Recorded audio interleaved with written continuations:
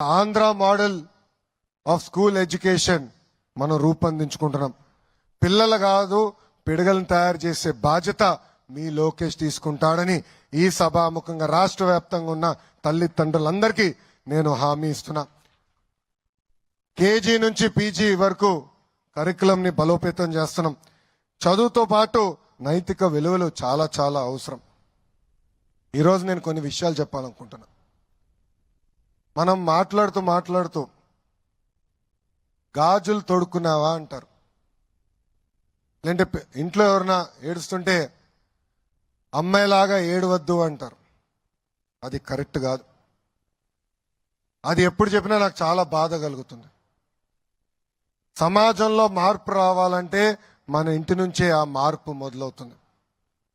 అందుకే పుస్తకాల్లో కూడా మహిళల్ని గౌరవిస్తాం కానివ్వండి, ఇంటి పనులు కూడా సమానంగా ఇద్దరు చేయాలనేది పుస్తకాల్లో పెట్టబోతున్నాం. వచ్చే సంవత్సరం నుంచి అది కూడా చేస్తున్నాం. ఇంతేకాకుండా ఆడ మగ సమానం అనేది పిల్లలకి పాఠశాలల్లోనే నేర్పిస్తామని ఈ సభాముఖంగా తల్లిదండ్రులందరికీ నేను హామీ ఇస్తున్నా. ఇప్పుడే గౌరవ ముఖ్యమంత్రి గారు చెప్పినట్లు పిల్లల్లో నైతిక విలువలు చాలా చాలా అవసరం. ఇది అనేక సార్లు గౌరవ ముఖ్యమంత్రి గారు నాకు చెప్తాం జరిగింది. ఇప్పుడే పెద్దలు చెప్పినట్లు నేను అమెరికాలో చదివా, స్టాన్ఫర్డ్ లో ఎంబీఏ చేశా. చాలా మంది అడిగారు, స్టాన్ఫర్డ్ లో మీరు ఎంబీఏ చేశారు, మీరు ఏం నేర్చుకున్నారని. వాళ్ళకి ఒకటే చెప్పా, పుస్తకాలన్నీ చదివాం, కేస్ స్టడీస్ చేసాం, అన్నీ నేర్చుకున్నా. అది కాకుండా నాలో మార్పు తీసుకొచ్చిన ఒక ఘటన ఉంది. మొదటిసారి నేను ఎల్లక్కడ పరీక్షలు రాయాల్సిన సమయంకి వెళ్తే ఉపాధ్యాయులు వచ్చి పేపర్లని టేబుల్ మీద పెట్టారు.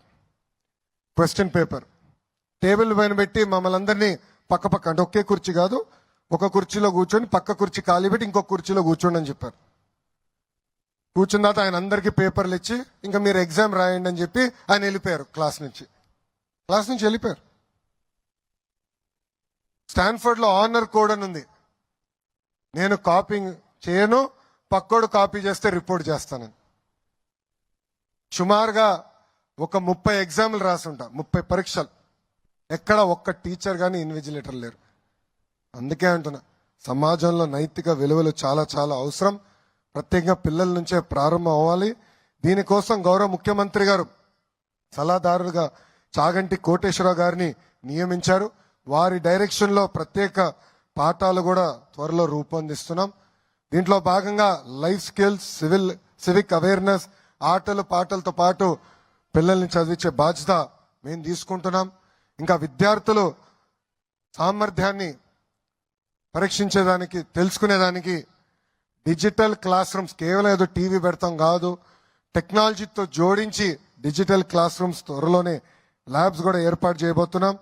ఇంకా మీ పిల్లలు టెక్స్ట్ బుక్ లో ఏం చదువుతున్నారని కాకుండా చదివింది ఎంతవరకు వాడగలుగుతున్నారు, రోజువారీలో ఎట్లా వాడగలుగుతున్నారు, దానిపైన కూడా తల్లిదండ్రులకి మేము తెలియజేస్తాం.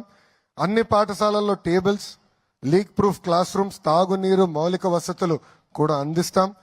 విద్యాశాఖలో ఏ నిర్ణయం తీసుకున్నా అందరితో మేము చర్చిస్తాం, ఉపాధ్యాయులతో చర్చిస్తాం. త్వరలో తల్లిదండ్రులు కూడా ఒక యాప్ ఇస్తాం. దాని ద్వారా మీ అభిప్రాయాలు కూడా తెలుసుకున్న తర్వాతనే అవి అమలు చేస్తాం.